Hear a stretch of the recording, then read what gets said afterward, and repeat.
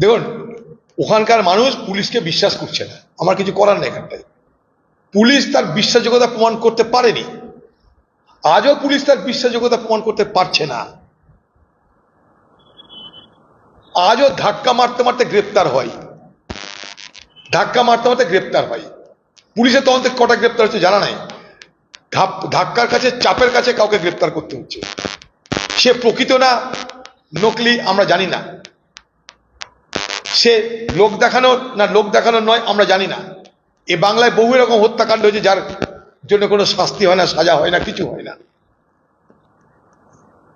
সেখানকার মানুষ তাই পুলিশকে বিশ্বাস করছে না। পুলিশকে বিশ্বাস না করা মানে পশ্চিমবঙ্গের মুখ্যমন্ত্রীর প্রতি অবিশ্বাস, কারণ পশ্চিমবঙ্গের মুখ্যমন্ত্রী নিজে পুলিশ মন্ত্রী। আর বিএসএফ আমরা চাইলেই তো গ্রামে গ্রামে হবে না, সেই বিএসএফ তো পশ্চিমবঙ্গ পুলিশের দ্বারাই পরিচালিত হবে।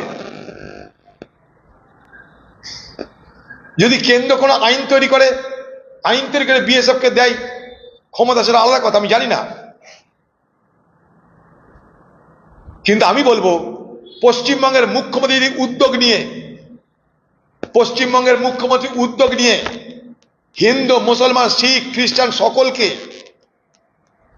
সমস্ত পার্টিকে ডেকে তিনি যদি প্রচেষ্টা শুরু করেন স্থায়ী শান্তির, স্থায়ী সম্প্রীতির, কিছুটা হলে এগোতে পারে। বিএসএফ দিয়ে শান্তি স্থাপত্য কৃত্রিম, মানুষের মধ্যে দূরত্ব তৈরি থাকলে কোনোদিন শান্তি আসবে না। সেখানকার উভয় সম্প্রদায়ের মানুষের মধ্যে ভ্রাতৃত্ব, প্রেম, মৈত্রীর বাতাবরণ তৈরি করতে হবে। সেটা বিএসএফ পারে না।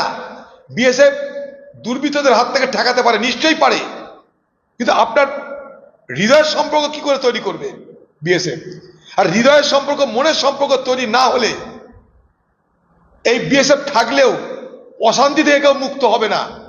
আমরা চাই দুর্গাপুজো হোক, ঈদ হোক, বকরিদ হোক, কালী পুজো হোক, যেমন ছিল তেমন হোক। মন্দির থাক, মসজিদ থাক, মন্দিরে উলুধ্বনি থাক, মসজিদে আজান থাক, তবে না শান্তি হবে। পৃথিবীতে কোন দেশে বুলেট শান্তি দিতে পেরেছে? এই তো ইসরায়েল কত গাজাবাসীকে মেরে দিল, হাজার হাজার হাজার হাজার, শান্তি এসছে কি? ইসরায়েলের মানুষ কি নিরাপত্তা অনুভব করে? বলুন। মনের সম্পর্ক করতে হবে, একের প্রতি অপরের ভালোবাসার জন্ম দিতে হবে, যেটা নষ্ট হয়েছে, খত পড়ে গেছে, চির খেয়ে গেছে। এই চির জায়গাটাকে সামাল দিতে হবে। আমি সেদিনও বলে এসেছি যে মুর্শিদাবাদ জেলায় হিন্দুরা সংখ্যালঘু, আমার পার্টিকে বলেছি মুর্শিদাবাদ জেলায় হিন্দুরা সংখ্যালঘু সারা মুর্শিদাবাদে।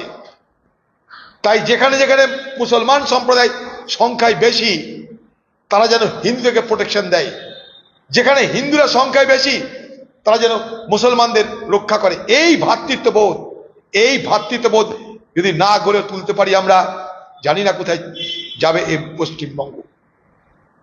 কপচাকপচি করে লাভ নেই, প্রেসের স্টেটমেন্ট করে কোনো লাভ নেই, দুবেলা হোয়াটসঅ্যাপ করে আর টুইট করে কোনো লাভ নেই।